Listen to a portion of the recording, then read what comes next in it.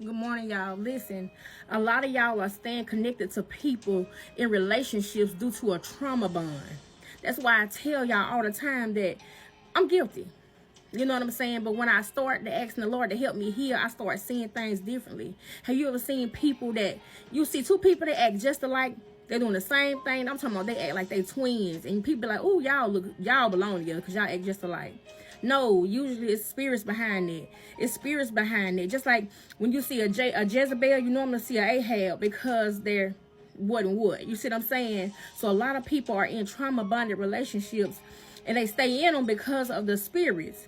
You know, you've seen them people that sit up here, they complain together, they drink together, they smoke together, they party together, they domestically, violent together. They do all that because it's the spirits that's attached to them, that's enjoying the chaos. You know what I'm saying? So a lot of people tend to find themselves staying in relationships longer or friendships longer due to the trauma bond, because it's like that their spirits are feeding off each other. You know what I mean?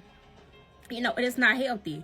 You tend to make those red flags green because it's the spirits that's telling you it's okay, it's gonna be okay, and then they end up making up. Then they go back into the same cycle again. That's not healthy.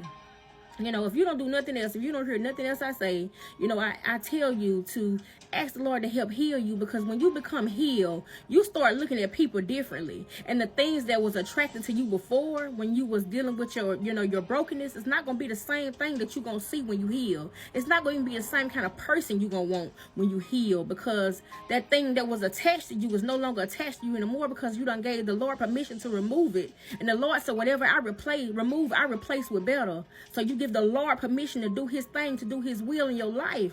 So if you don't do nothing else, I ask you to take it to the Lord, heal, before you just jump into different relationships or jump into different friendships with people without doing the proper work of healing.